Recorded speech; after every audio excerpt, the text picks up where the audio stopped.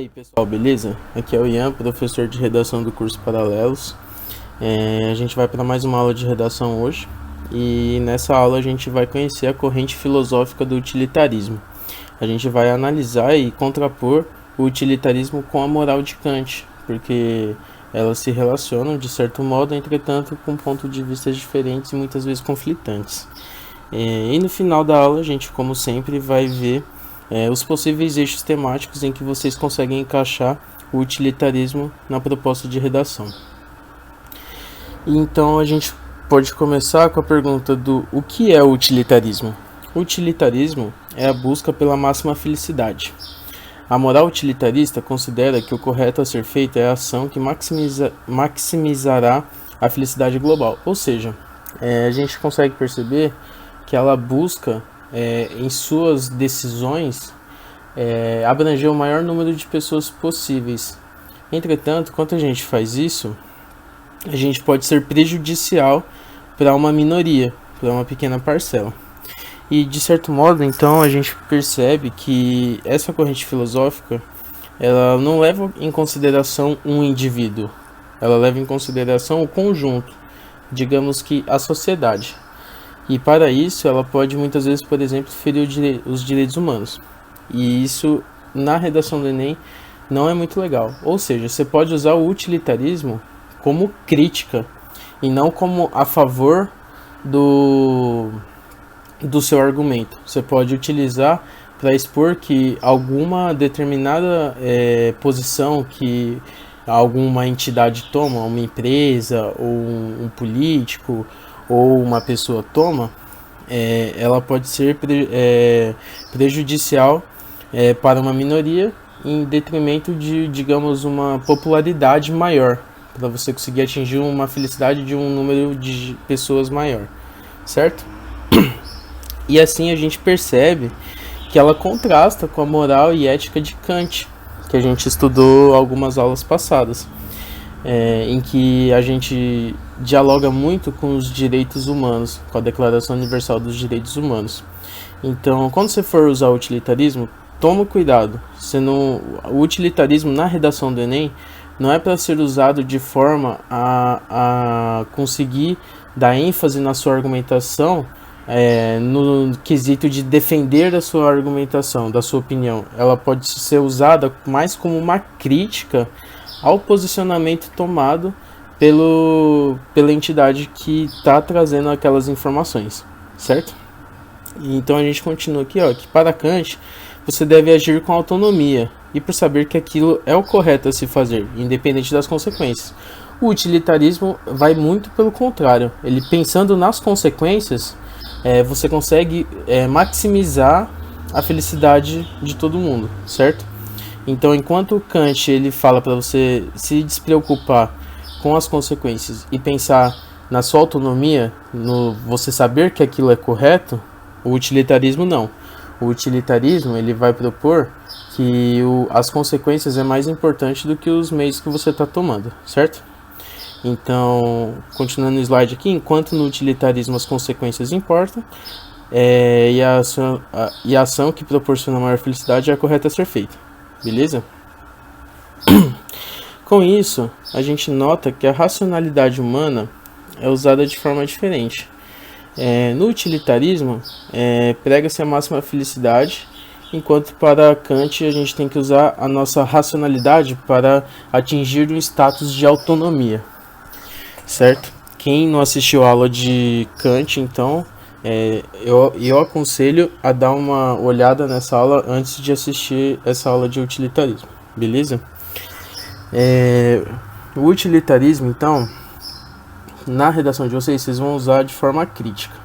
Quando, por exemplo, alguma empresa, alguma coisa vai lá e age de certa forma para agradar a maioria das pessoas, mas ela prejudica outras, ela está agindo de forma utilitarista, porque ela está tentando causar a máxima felicidade possível de acordo com as suas propostas. Então, se uma empresa mineradora, por exemplo, a mineração é um exemplo de uma indústria que ela danifica muito o meio ambiente, ela faz coisas que são difíceis ou quase irreversíveis na natureza, mas ela é importantíssima para o nosso modelo de vida atual baseado no capitalismo, que vai desenvolver a tecnologia, que vai alavancar o nosso estilo de vida atual, beleza? Então, ela busca minerar para ter recursos e matérias-primas disponíveis para o mercado, para as indústrias, e não só isso, mas também até para a estética, por exemplo, mineração de ouro, de prata, diamantes, são coisas que é do nosso agrado, do agrado das pessoas. E as empresas vão lá, buscam isso para maximizar a felicidade das pessoas, da população, beleza? Aqui a gente vê uma foto em que a gente consegue ilustrar muito bem o utilitarismo, a forma de se pensar de utilitaristas.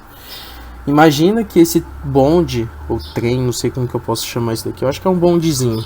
Ele tá vindo descarrilhado, e aí assim, ele não vai conseguir parar porque ele tá sem freio, ou sei lá, ele tá muito rápido, enfim, não vem ao caso, mas ele não vai conseguir parar, esse é o ponto. E aí tem uma pessoa que controla para qual dos dois trilhos esse bonde vai seguir. Se fosse uma ética kantiana, seguir a moral kantiana, a gente não deveria escolher uma vida entre a outra. Todas elas são importantes, todas elas têm o direito à vida. Então, segundo a Declaração Universal dos Direitos Humanos, todo ser humano tem direito à vida. Então, a gente não deveria escolher, a gente tentaria evitar de alguma forma. Seria errado a gente escolher alguma das duas, entendeu? Agora, para os utilitaristas, não é errado o bonequinho que está segurando a alavanca que vai definir para onde o bonde vai, ele puxar a alavanca de forma que o bonde atropele uma pessoa só. Nesse caso, ele está maximizando a felicidade, porque ele está poupando a vida de 5 pessoas em detrimento de uma. Então, na ética utilitarista, na visão utilitarista, é melhor que uma pessoa só morra do que 5 pessoas morram atropeladas por esse bonde. É isso que é maximizar a felicidade. Você não vai maximizar a felicidade se você atropelar 5 e deixar só um vivo. Você perdeu 5 e ganhou 1. Entendeu? Então é importantíssimo, bem ilustrativo essa imagem aqui, beleza?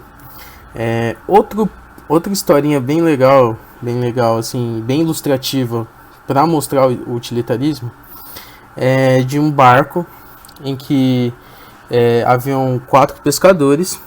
Aí eles estão naufragados, que eles estavam num barco maior pescando. E depois que naufragou esse barco, eles conseguiram esse botezinho. E um deles começa a ficar doente nesse meio tempo. E eles, seguindo a ética e moral kantiana, eles estão tentando todos sobreviverem sem escolher nenhum nem outro. Só que eles estão à deriva no meio do mar. Pelo fato de estarem à deriva no meio do mar, vai acabando os mantimentos que eles tinham para ficar vivos. Ou seja, está acabando a água, tá acabando a comida. E aí as pessoas começam a delirar quando falta água, falta comida. As pessoas começam a ativar o seu modo de sobrevivência, certo? Com essa pessoa doente, eles estão em 4, só que uma está enfraquecida. Quem que teria mais chance de sobreviver entre os 4? Seriam os 3 que não estão doentes, certo? Só que para isso, eles precisariam se manter vivos. E como que eles vão se manter vivos sem água, sem comida, sem um mantimento adequado para eles sobreviverem? Então um deles começa a pensar, nossa, mas ele está muito fraco, a gente podia consumir ele para a gente conseguir ficar vivo, porque conseguiria consumir o sangue, conseguiria se alimentar da carne da pessoa, entendeu? E aí, naquela parte assim de sobrevivência ou morte, os tripulantes desse bote começam matam o indivíduo e começam a comer a carne dele para conseguir conseguir nutrientes para se manterem vivos até conseguirem ser resgatados ou chegarem a alguma costa. Esse caso em si, ele é baseado em fatos reais, tá? Aconteceu, se eu não me engano, foi na Inglaterra. Eu tava tentando lembrar de onde era essa história, mas eu não consegui achar. Mas se não me engano, foi na Inglaterra, por volta de 1700, 1800, um pouquinho depois das grandes navegações, assim. E quando eles chegaram lá, eles tinham 3 pessoas, sendo que uma estava praticamente morta. Praticamente não, estava morta, só que consumida, né? E quando chegaram lá, os 3 foram indiciados por homicídio, porque eles mataram o indivíduo e começaram a consumir a carne dele. Só que um dos advogados desses 3 começaram a utilizar a filosofia utilitarista, porque se eles não matassem esse indivíduo que estava mais fraco, consumissem eles não estariam vivos para estarem sendo julgados, estariam todos mortos. E aí o desenrolar dessa história eu não lembro certinho, mas o importante para vocês entenderem é essa filosofia utilitarista. Se eles não consomem o indivíduo, os 4 morrem.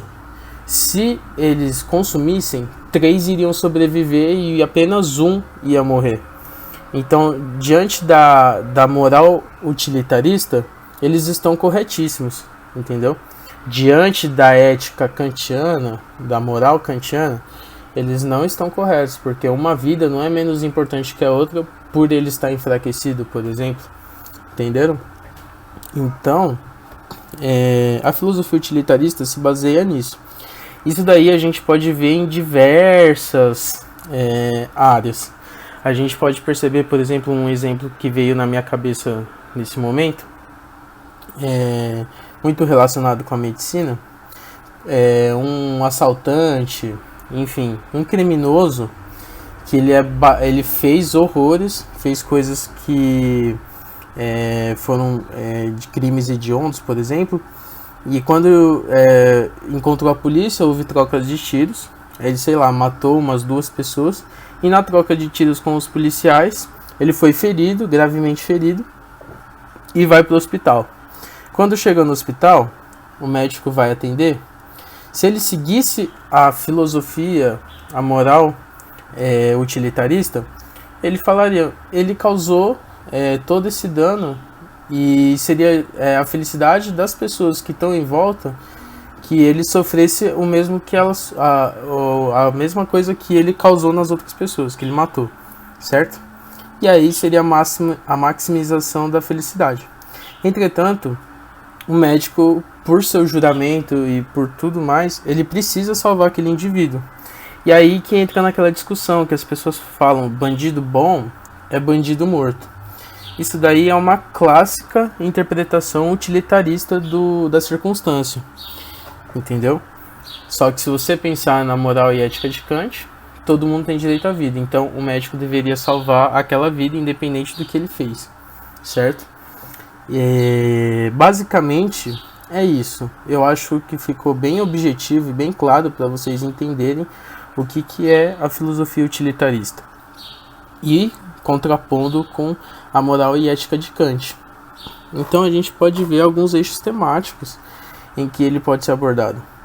Principalmente quando envolve escolhas. Então, quando uma empresa tem que escolher uma coisa, quando um político tem que escolher um lado ou outro, quando o médico tem que escolher se ele salva ou não a vida, ali ele está sendo utilitarista, certo? Por exemplo, chega uma gestante que está em trabalho de parto, só que é em trabalho de parto de alto risco, e vem aquela circunstância em que assim, ou ele salva o bebê e depois tenta salvar a mãe, ou ele vai e tenta salvar a mãe, só que a probabilidade de morrer a mãe e o filho é maior, entendeu? Então ele vai optar, nesse caso, sendo utilitarista, tentar salvar o bebê e depois salvar a mãe para tentar salvar 2 vidas, sendo priorizando uma, sendo que se ele tomasse a outra escolha, ele provavelmente perderia as duas vidas, certo? Então tudo que envolve escolhas, essas coisas, podem ser relacionados com o utilitarismo. Quando as ações são pensadas em uma maioria em detrimento de uma minoria.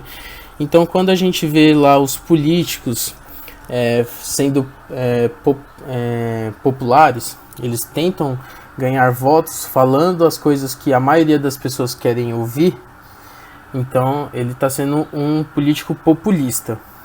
E nesse caso, muitas vezes ele está seguindo a corrente utilitarista, certo? Mas lembrando que nem sempre é o ideal, e na maioria das vezes não é ideal. E tenha os temas de minorias sociais. Então, por que eu vou ajudar a minoria ali se ela é minoria? Ela não vai me dar voto, entendeu? Eu vou deixar ela ali porque a voz dela vai ser menor do que a outra parcela da população. Eu vou dar foco na outra parcela da população. É um grande exemplo utilitarista. Então, ele está muito envolvido nas decisões políticas, nos posicionamentos políticos das pessoas também, tá? E a gente pode fazer um contraponto com Kant. Então, fica um modelo legal de dialética, em que você faz uma tese, uma antitese e uma síntese. Você vai colocar a tese lá, que é alguma coisa relacionada, por exemplo, com a moral de Kant. Aí você vai fazer uma antitese, que seria o posicionamento utilitarismo em cima daquilo, e você ia fazer uma síntese disso daí tudo, revelando para o examinador qual é o ponto mais relevante. E no caso, na redação do Enem em específico, que a gente tem que seguir os direitos humanos, tem que defender os direitos humanos, a posição da moral kantiana é soberana, certo? Entretanto, que nem eu falei, e eu repito novamente para vocês entenderem e ficar bem claro, o utilitarismo na redação de vocês, você vai usar como crítica. Você vai usar, pegar um subtema que está lá na coletânea, vai opinar sobre aquilo e vai usar o utilitarismo como prova crítica daquilo lá, entendeu? Que aquilo lá tá errado, beleza? Basicamente, a aula é essa. Bem curtinha, bem simples, bem objetiva, e eu tentei ser o mais didático com vocês, mostrando 2 histórias, até acho que foram 4 na verdade, né? De como a corrente utilitarista se baseia.